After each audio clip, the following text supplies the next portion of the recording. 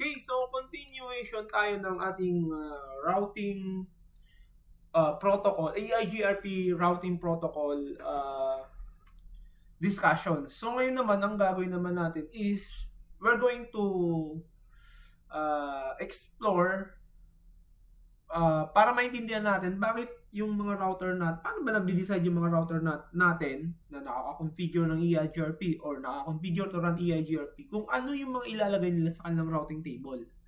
Okay, so dito as we go along, may mga maririnig tayong concepts, no, mga terms na ginamit ko na before doon sa mga previous tutorial natin. So balikan niyo na lang 'yon. Pero kung medyo tawag nito, pwede ko ring i-discussion ng paunti-unti. Pero the rest is that pwede niyo balikan yung mga previous video ko. Okay, so ngayon ang gagawin natin is that alamin natin yung reason behind bakit yun ang inilalagay ng routing table natin sa routing table natin ng mga routers natin na nagro-run ng EIGRP. Bakit yun ang nakakapasok sa kanilang routing table? Ano ba yung mga kino-considered nila, no, in terms of choosing the best path? Okay? So ito pa rin yung gagamitin nating topology. Ito pa rin si R1. Ito yung mga ginagamit kong topology before eh. So R2, R3, and R4. So yung topology na yan, itong diagram na to, topology na to, is a fully converged network. Ibig sabihin na configure ko na yung EIGRP na mag-run dyan. So ang ginagamit nating EIGRP AS90. So AS90 ang ginagamit ko dyan na number for EIGRP configuration. So ngayon, tignan natin yung router natin, investigate natin, basahin natin ano bang meron. Bakit yun nga, sabi ko, bakit yun yung pinipili ng mga routers natin. So tignan natin itong si R2. So tignan natin si R2.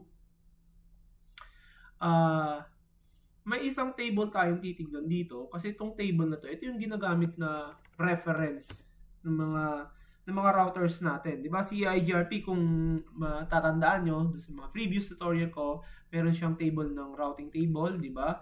Topology table, tapos meron naman siyang neighbor table. I think lahat naman na ito na-discuss ko na dun sa una. So alam niyo na dapat kung anong meron diyan. So ngayon, titignan natin yung topology table ng EIGRP router natin, si R2. So, para makita natin, show IP, EIGRP, topology. Yun. So, pag tinignan natin yung show IP, EIGRP, topology, ito yung mga details na makikita natin dito. Okay? EIGRP topology table for AS90. Ito yung router ID, which is, ito yun, yung interface ID ni router 2. No, yan yung ginagamit yung ID na pagkakakilala na doon sa ibang mga routers. So ito yung mga codes. So P, passive, A, active. Etong mga iba na to, i-discuss ko yan as we go along. So dito muna tayo sa P and active. Pag sinabi natin P or passive, that is good route. Good route. Ibig sabihin, yung route na yan nag-i-exist sa routing table natin at yan yung ginagamit ng routers natin. Everything is good. No? Yung active, pag sinabi natin active, that is bad routes. Ibig sabihin, wala kang connections or wala kang connection do sa networks na yon, do sa destination networks na yon, or the router is actively looking for the backup, kung mayroong backup towards the destination networks. So pag active, bad routes. Okay, yun lang yon. Ngayon makikita nyo dito yung code na yan. Yung pinakauna, P. Lahat yan, P. Ibig sabihin, good. Etong next, yung next IP address na yan, actually, that's a network address. That is the destination networks. So, ito, destination network. Destination network. So, pag tinignan natin yan dito sa topology natin, ito yan. Diba? 10.10.10.0/30 destination network yan, ha. And then sabi dito, one successor. No, pag sinabi nating successor, yan yung main path. Sana naalala nyo, ha. Kasi meron naman tayong isa, FS, Indian Financial Statement, ha. That is feasible successor. or yung backup. Backup. Yan ha. Etong FD, ano ba yung FD? Yan yung feasible distance. That is, ano ibig sabihin ng feasible distance? That is the total distance to reach yung isang destination network, which is this one, no? So ito yung value nun o yung cost nun, no? So si R2 nag-compute para papunta dito sa destination network na to na 10.10.0, no? Mayroon siyang isang main path at tapos ang total distance to reach that network, ito yun. So, ibig sabihin, para ma-reach ni R2 itong network na to, ang total cost is ito. So, that is a feasible distance. Kaya makikita nyo, via. Pag sinabing via, papunta, no? I mean, doon. So, pag sinabing connected, that is, of course, that is connected networks. Kasi kung mapapansin nyo, kay R2, connected networks, yung nakakonect yung 10.10.0, 10.10.10.0 dito sa kanyang serial 02. Ito yun. Diba? Yan. Nauburay ko na. So, dito na tayo sa mag-focus sa pangalawang lane. So, P, of course, passive, good routes. Ito naman yung destination networks. So, yung destination networks is 10.10.10.4. So, tingin tayo dito sa topology natin. Ito yun. Diba? So, sabi dito, mayroong isang successor or main path. Main path. So, pag sinabi natin successor, that is always the main path. At yung main path na yun, ang total cost or yung feasible distance to reach is ito, 2174.976. Yan ang tanong, sino yun? Dito yun sa baba. So, sa baba ang sabi, via 10.10.10.14. So, kung titignan natin yung topology natin, sinasabi niya, tinuturo niya dito. Sino ba yung 10.10.10.14? Ito yun, si R4. Ang tawag dyan sa 10.10.14 na yan yung next hop IP. Diba? And then, itong unang numero dito, makikita nyo, 2174.976. Ito rin yan, yung feasible distance. Ngayon, meron na siyang kaptandem. No, kapartner na numero, ito. Ano kaya ang tawag dito? Ang tawag dyan ay isang advertised distance or AD. No? Saan kaya galing itong AD na to? Of course, dahil dito niya tinuturo, no? Most probable galing yan kay R4. So, technically, sinasabi na ito yung mga routers kasi natin kinukonsider yung feasible distance. Di ba? Sana alam nyo na feasible distance and then yung advertised distance. Yung dalawang term na yan, interchangeably, nagbabago yung definition yan based dun sa perspective ng routers natin. Pero sige, pag-usapan natin yan maya-maya. Basta ito, ang sabi dyan is advertised distance. Yung advertised distance yan galing yun kay R4. Kasi itong si R4, nag-compute din yan. Nag-compute din yan ng kanyang sariling cost towards this network. At yung cost na yun, ito yun, 72416. Pero sa perspective ni R4, ang tawag niya is feasible distance, ang tawag niya diyan. Dito sa 2172416. Kaya lang nung ibinato niya yung kay R2, sa mata na ni R2, ang tawag dun sa feasible distance niya ni R4 is advertised distance. Okay? At saan yan papupuntahin o padadaanin ni R2? Via Pass Ethernet 0/1. Ano yan? Ito yun. Okay, so pag binasa natin, burahin ko na to. So pag binasa natin, all in all, so sabi ni R2, actually, passive, may good routes ako papunta sa network na to.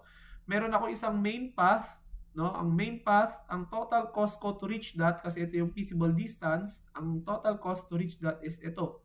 Okay, yan. Ngayon, saan ko padadaanin? Via, sabi niya, padadaanin ko siya via 10.10.10.14 dito, no? At yung details nun, no, ang feasible distance ay ito, ang advertised distance ay ito, at padadaanin ko yung exit interface. Ang tawag dito exit interface to diba? Sa Pass Ethernet 0/1. Ito naman yung 10.10.14 na yan, ang tawag naman natin dyan is next hop IP. So, natatandaan niyo yun? Yung mga terms na yan? Okay. Tapos, meron pang isa. Mayroon pang isang BIA. Sabi niya, okay, padadaanin ko rin siya, pwede rin palang padaanin sa 10.10.10.1. Sino naman yung 10.10.1 na yan? Ito yun. Diba? CR1. So, yung una, yung main path niya, na may feasible distance na 217496, papunta kay R4. Ngayon, meron pa siyang isa. Pwede naman niya kasi padaanin dito sa 10.10.1. Kaya lang, ang feasible distance to reach that, ito, 2102400. At yung advertised distance, 2169856, galing yan kay R1. And then, padadaanin niya sa serial 0/2/0. So, ganyan magbasa ng topology table ng isang EIGRP router. Ngayon, kung meron pang isang BIA, pwede yun. Basta ang way kung paano siya basahin is that BIA, ito yung next hop, ito yung feasible distance, ito yung advertised distance, ito naman yung exit interface. Okay?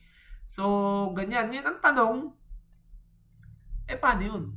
Pag tinignan mo yung 10.10.4, dalawa yung daanan niya. Diba? Pwede siya ditong dumaan, which is obviously, makikita naman natin, no? Obvious. Sabi ni R2, ito yung main ko. Pero hindi niya sinasabi na meron siyang backup path, ha?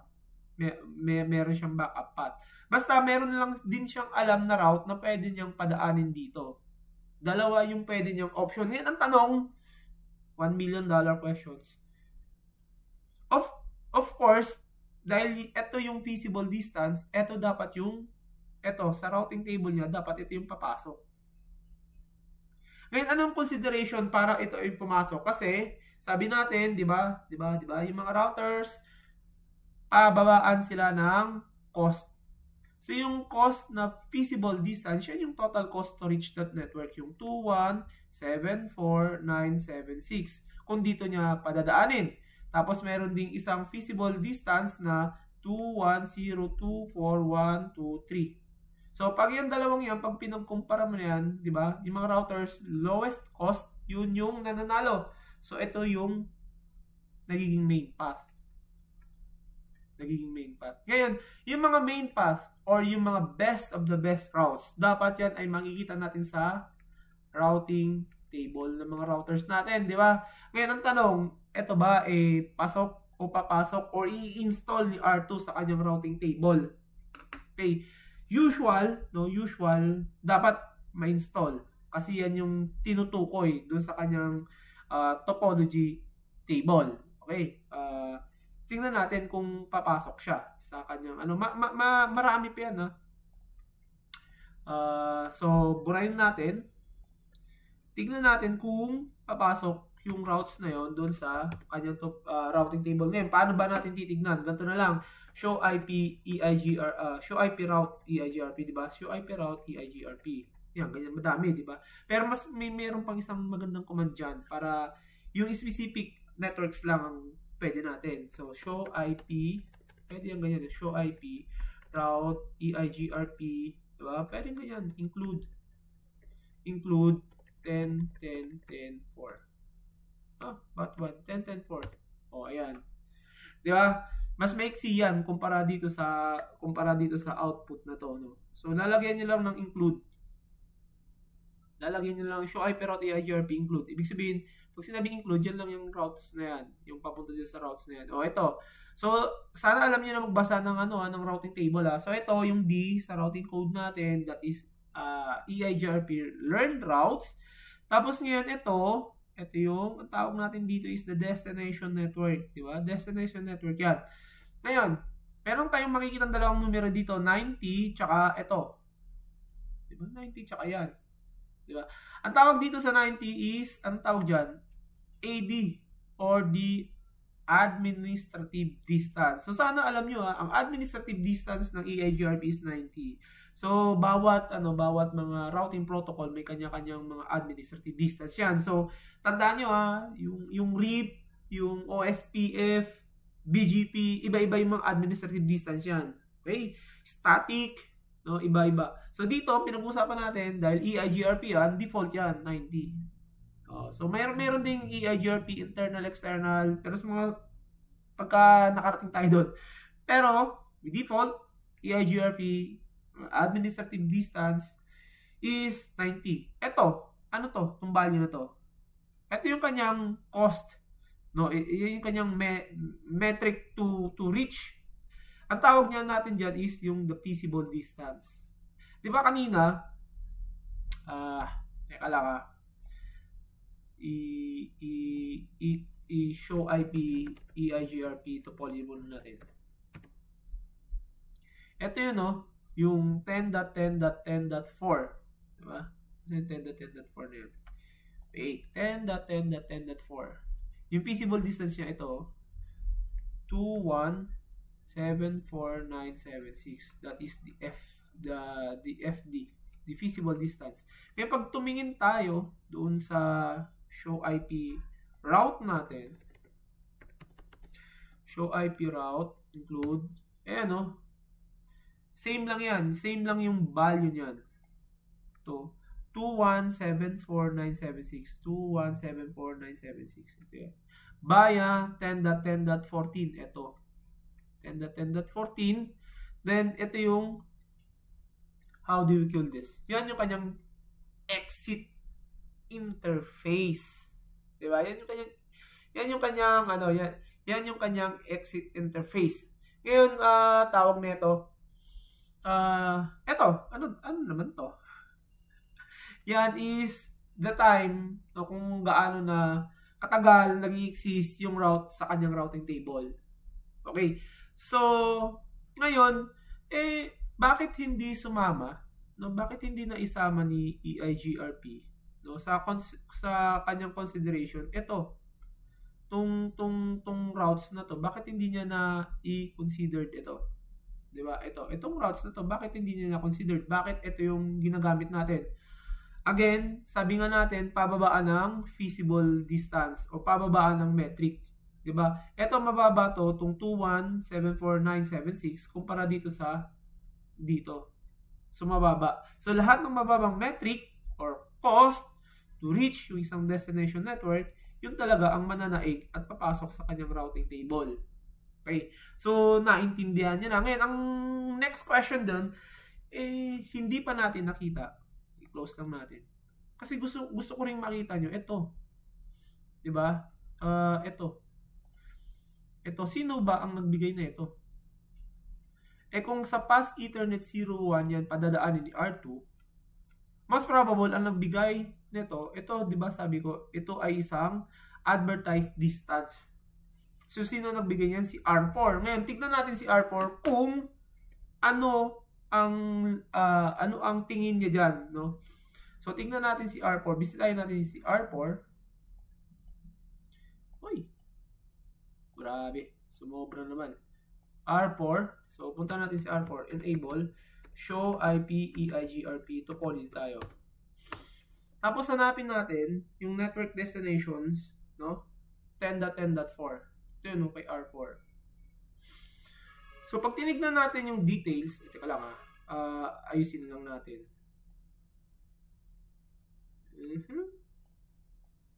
Yan. Okay, ayusin natin. Yan.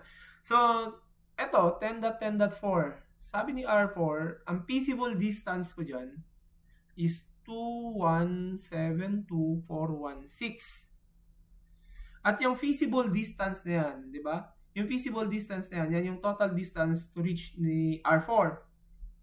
Di ba? Ibibigay niya yan, papunta kay R2. Ngayon, pagka na-receive ni R2 yan, yung 2172416 na yan, kay R4, ang tawag niya dyan is FD. Pero pag nakarating yan kay R2, ang tingin na dyan ni R2 is AD. No? Ang tingin na dyan ni R2 is AD or advertised distance na. Kaya pag tinignan mo yung kay R2 na destination network na 10.10.4, ito yun, no? Yung 2172416 na FD ni R4, advertised distance yan kay R2. At si R2, magkukompute siya ng sarili niyang feasible distance which is ito. Diba? 2174976. Okay? So yung FD, feasible distance, and then advertised distance, nagbabago yung concepts niyan. I mean, nagbabago yung kung paano tignan ng mga router natin yan. Depende dun sa perspective ng mga routers natin. Diba? Kay R4, FD yan eh. Pero pag in-advertise yan o binigay nyo kay R2, ang tingin niya ni R2, hindi yan FD, kundi AD. Kasi magkukompute siya ng kanyang sariling feasible distance to reach yung destination networks. Okay? And same with doon sa iba dito. Yan. Ganyan lang din magbasa ng show IP EIGRP topology. Okay, so I hope na nag-gets nyo yung concept na yan, no? So lahat ng nasa EIGRP topology table, no? Parang ano lang yan eh, parang database lang yan o listahan lang yan ng mga routes na ini-evaluate ng mga EIGRP routers natin, no? Ini-evaluate nila yon, and then from their evaluation, kung sino may pinakamababang metric or cost to reach yung certain destination network, yun yung kanilang inilalagay sa kanilang routing table. Okay, yun yung nilalagay nila sa routing table. Ngayon, ang tanong, balikan natin si R2.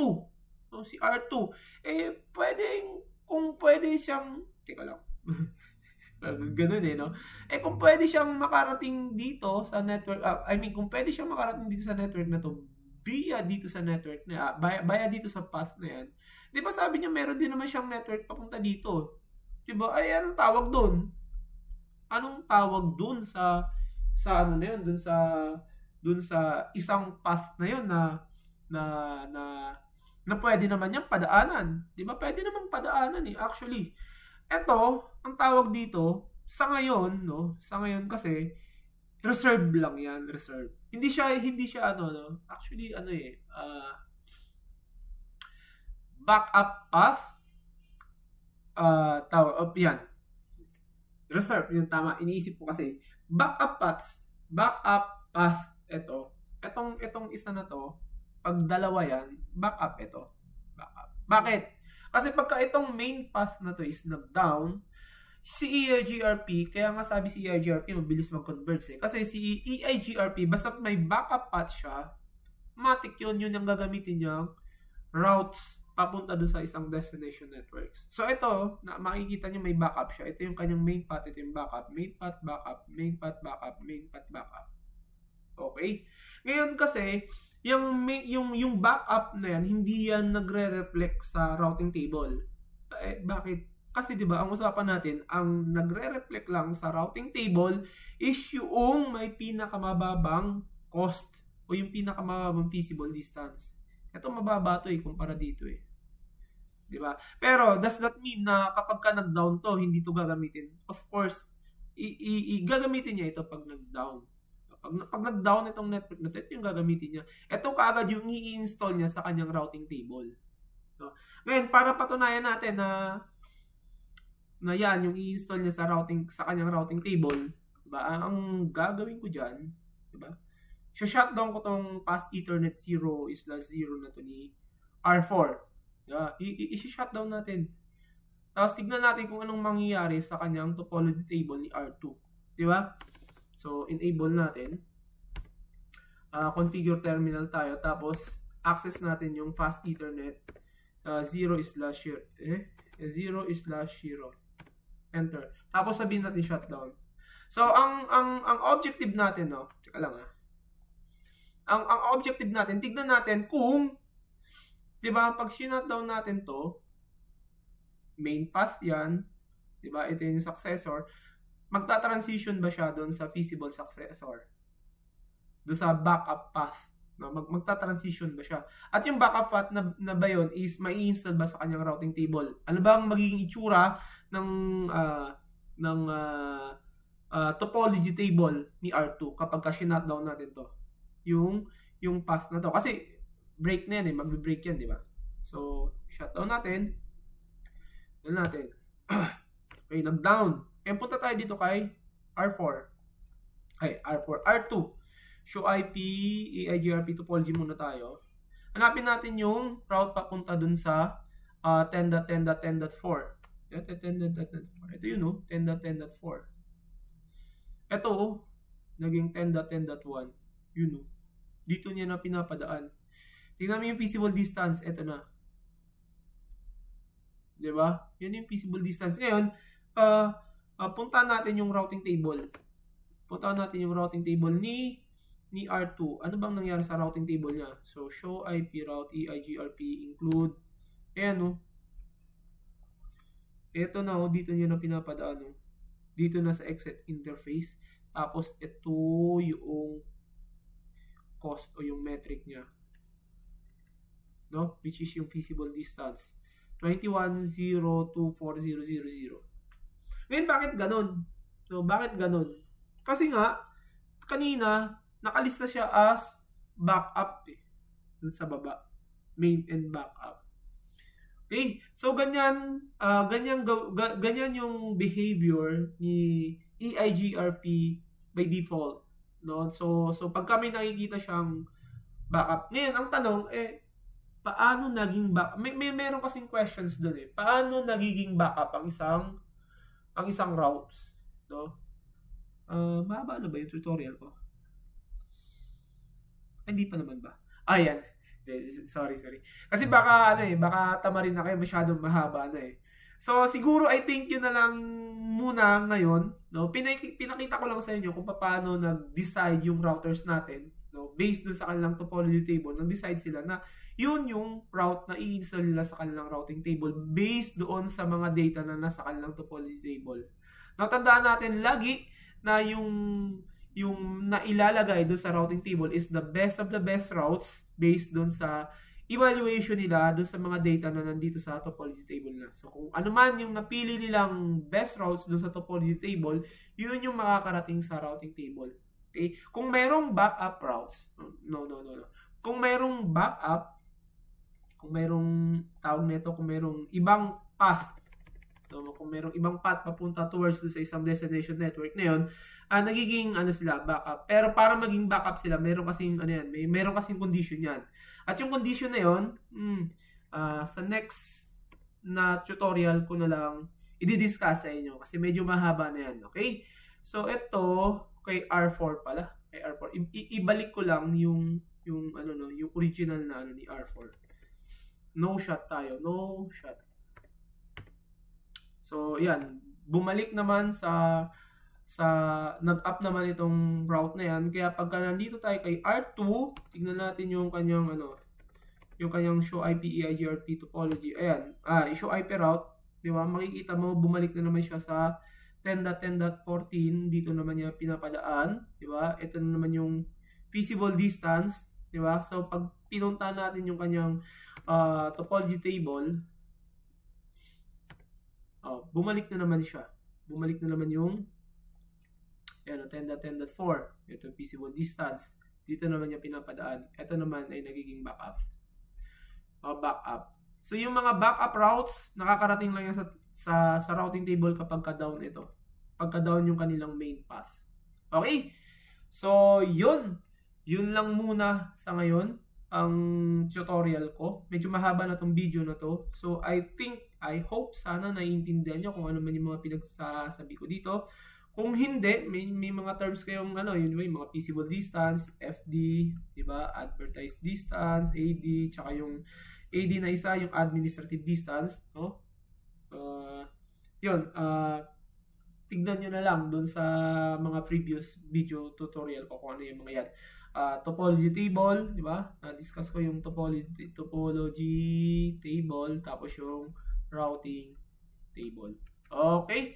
So, hanggang sa susunod na video tutorial, abangan nyo kasi dire-diretso yan. From basic hanggang sa advanced concept. Okay? Tsaka huwag nyo kakalimutan mag-subscribe kasi medyo kukunti pa lang yung subscriber nyo. Okay? So, ng subscriber pala. So, tulad ng paalala, kapag kayo ay may naintindihan, no, ay natutunan, huwag nyo kakalimutan mag-subscribe, mag-like, at mag-share ng video na to. Okay, so hanggang sa susunod, marami pong salamat.